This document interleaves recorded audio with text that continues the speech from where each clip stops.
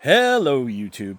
Here with another sorcery snippet, as I promised. Today, we're talking about spell substitutions, ingredients, and what I call the grilled cheese rule.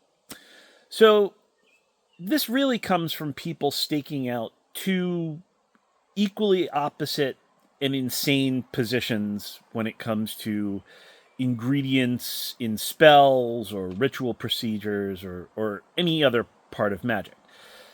The first position is that everything must be followed to the letter, no matter where you are, no matter what you're doing. If you're missing an ingredient, it's going to backfire. It's going to blow up, or it's not going to work at all. Maybe you'll be cursed forever. Your junk will fall off and your friends will abandon you, and, all these kinds of things.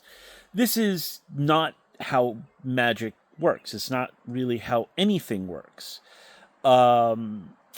Except for, very tightly controlled chemistry experiments. On the other hand, you have the people that say, ingredients don't even matter. You substitute whatever you want for whatever you want. It doesn't matter because only intention matters, right? Again, nothing real works like this, right? The world isn't run on good intentions, and neither is magic. So, yes, ingredients matter.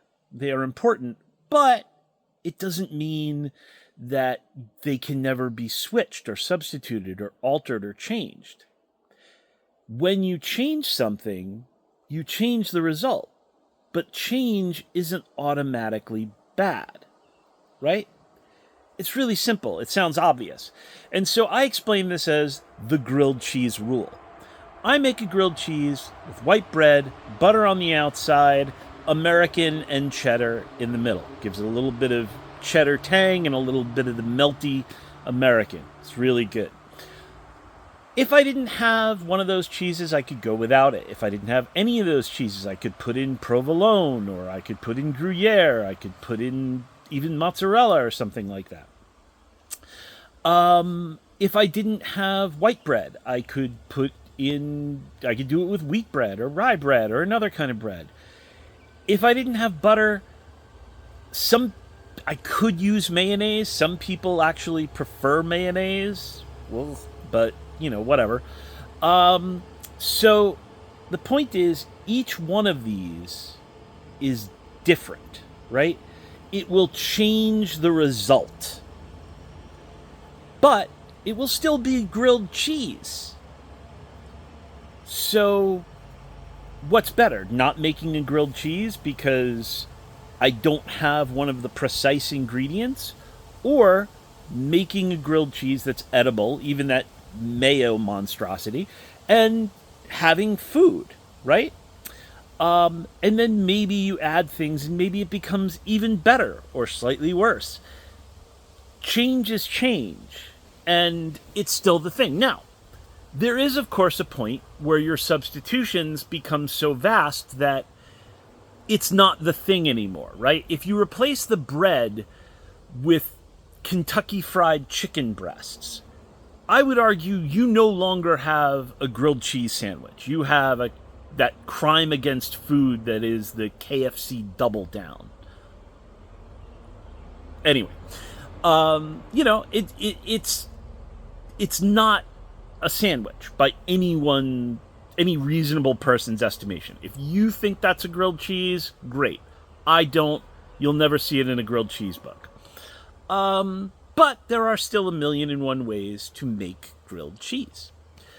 And that's the point, right? Yes, there are some ingredients that you can't do without. And there are some ingredients where if you change it to something wildly different, then you've still got food. The KFC Double Down is still food, technically. But it is so wildly different, it is no longer the same thing. We're not talking about the same thing anymore. But it still does something. It's still magic. So just keep the grilled cheese rule in mind. It's a way of honing your discernment when it comes to these things. What am I changing? What is this change going to do? Why am I changing it? And, how will the change in the process change the result? Will it be better? Will it be worse? Will it be faster? Will it be stronger? Etc., etc., etc. So, grilled cheese rule, keep it in mind, and I will talk to you next time. See ya.